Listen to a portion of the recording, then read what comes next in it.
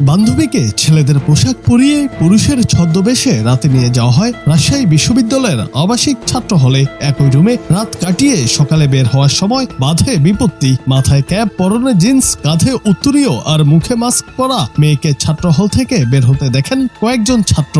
Match বন্ধ হওয়ার কারণে কোথাও যাইতে পারে নাই, তো এই কারণে বলে নিয়ে আসছিল। মেয়েটাকে শার্ট প্যান্ট এবং ক্যাপ পরে নিয়ে এসে সবার চোখ ফাঁকি দেওয়ার জন্য দুইটা ছেলে চলে যাওয়ার সময় দেখতে পায়। এরপর ঘটনাটি ধীরে ধীরে ছড়িয়ে পড়ে সামাজিক যোগাযোগ মাধ্যম সহ চারদিকে। ঘটনা জানাজানি হলে ওই ছাত্রকে হল থেকে সাময়িক বহিষ্কার করা হয়।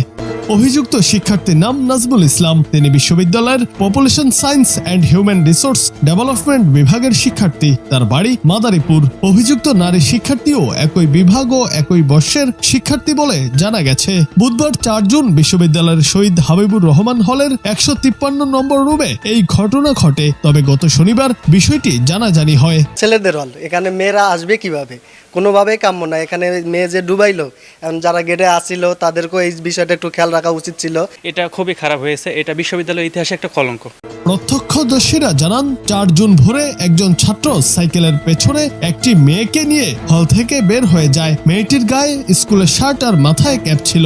বিষয়টি অস্বাভাবিক মনে হলে তারা ওই দুজনকে ধাওয়া দেয়। এই সময় প্রহরীও তাদের আটকের চেষ্টা করে ব্যর্থ হন। পরে বিষয়টি বিশ্ববিদ্যালয় কর্তৃপক্ষকে জানানো হয়। হল কর্তৃপক্ষ এবং প্রক্টরিয়াল বোর্ডে অবগত হয়ে ওই ছাত্র এবং ছাত্রীকে চিহ্নিত করেছে, তাদের সাথে কথা হয়েছে, তাদের কাছ থেকে স্বীকারোক্তি আদায় হয়েছে। প্রাথমিকভাবে হলে সিট বাতিলের মতো পানিশমেন্ট দেওয়া হয়েছে। সবশেষে অভিযোগ স্বীকার করে নাজমুল ইসলাম বলেন, ওই দিন আমার জন্মদিন ছিল। সেদিন কেক কেটে রাত হয়ে যায়। এতে আমার বান্ধবী মেসে যেতে পারবে না বলে ছেলে সাজিয়ে হোস্টেলে আমার কাছে নিয়ে আসি।